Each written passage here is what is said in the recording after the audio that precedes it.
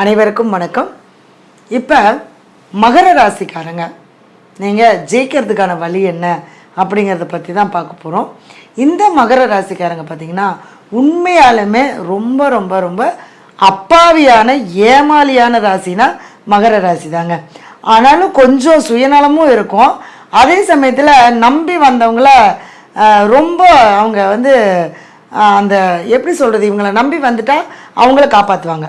அதே இவங்க மேலே நம்பிக்கை இல்லாமல் ஏதாவது செஞ்சுட்டாங்கன்னா அவங்களுக்கு அப்படியே ஆப்போசிட்டாக மாறிடுவாங்க. அதாவது ரொம்ப இலகுன மனசும் உண்டு. அதே சமயத்தில் இவங்க அந்த அந்த அந்த வஞ்சத்தை பல மடங்கு இவங்க திருப்பி கொடுத்துருவாங்க. அந்த அளவுக்கு உள்ளவங்க தான் இந்த மகர ராசி. இந்த மகர ராசிக்காரங்களை முடிஞ்ச வரைக்கும் என்ன பண்ணணுன்னா அன்பாகவே வச்சுக்கிட்டா பிரச்சனையே இல்லை.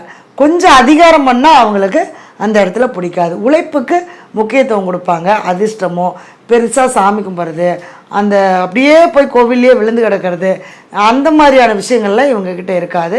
அப்போ இவங்க என்னென்னா உழைப்பை நம்புவாங்க. தான் உழைக்கிறேன், நான் சம்பாதிக்கிறேன், நான் நல்லா இருக்கேன், அந்த மாதிரி ஒரு விஷயத்த உள்ளவங்க தான் இந்த மகர ராசிக்காரங்க. இந்த மகர ராசிக்காரங்களுக்கு பார்த்திங்க அப்படின்னா 6ஆம் இடம் சொல்லக்கூடியது புதனுடைய வீடு. இந்த இடத்துல சனி பகவானும் புதனும் நல்ல நட்பு கிரகம் தான்.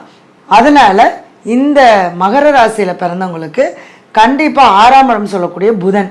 அப்போ திருச்செங்கோடு அர்த்தநாரீஸ்வரருடைய ஆலயத்துக்கு நீங்கள் போயிட்டு வரலாம். அதே மாதிரி உங்களுக்கு எந்த காரியத்தில் நீங்கள் வெற்றி அடையினாலும் திருநங்கைக்கு அப்பப்போ ஏதாவது தானம் கொடுத்துட்டு வாங்க. வஸ்திர தானம், அல்லது காசு கேட்கும்போது காசு, அல்லது அவங்களுக்கு ஏதாவது சாப்பிட வாங்கி கொடுக்கறது, இந்த மாதிரியெல்லாம் நீங்கள் செஞ்சுட்டு வரலாம். அடுத்தது புதன்கிழமை காலையில் 6 to 7 அர்த்தநாரீஸ்வரருடைய படத்தை வச்சு உங்களுடைய வாழ்க்கையில் நான் ஜெயிக்கணும்னு சொல்லி 6 நெய் தீபம் போட்டு, புதன்னா பார்த்திங்க அப்படின்னா பச்சை கலரில் இருக்கக்கூடிய இனிப்பு, இப்போ நிறைய இனிப்பு பச்சை கலர் போட்டு வந்திருக்கு. அந்த பச்சை கலரில் இருக்கக்கூடிய இனிப்பை வச்சு நீங்கள் வழிபாடு பண்ணிவிட்டு பெருமாளுடைய போற்றி 108 போற்றி, ஓம் நமோ நாராயணாய நமக, ஓம் வெங்கடேஷாய நமக, ஓம் அர்த்தநாரீஸ்வராய நமக அப்படின்னு ஒரு 108 முறை அந்த போற்றி சொல்லி நீங்கள் தீபம் காட்டிட்டு வழிபாடு பண்ணிவிட்டு நீங்கள் வாங்க. இந்த புதன் அப்படின்னு சொன்னாலே உங்களுக்கு 17ன்னு சொல்லுவோம். அப்போ 17 வாரங்கள் நீங்கள் தொடர்ந்து செஞ்சுட்டு வரும்போது அடுத்து நீங்கள் என்ன செஞ்சாலுமே நீங்கள் வெற்றி அடைவீங்க. ஒரு தொழிலாகட்டும், ஒரு குடும்பமாகட்டும், ஒரு திருமணம் நம்ம நடக்கலை, இது எல்லாமே எந்த ஒரு காரியத்துக்காக ஃபோக்கஸ் பண்ணுறீங்களோ அந்த காரியத்தை நினச்சி நீங்கள் செஞ்சுட்டு வாங்க.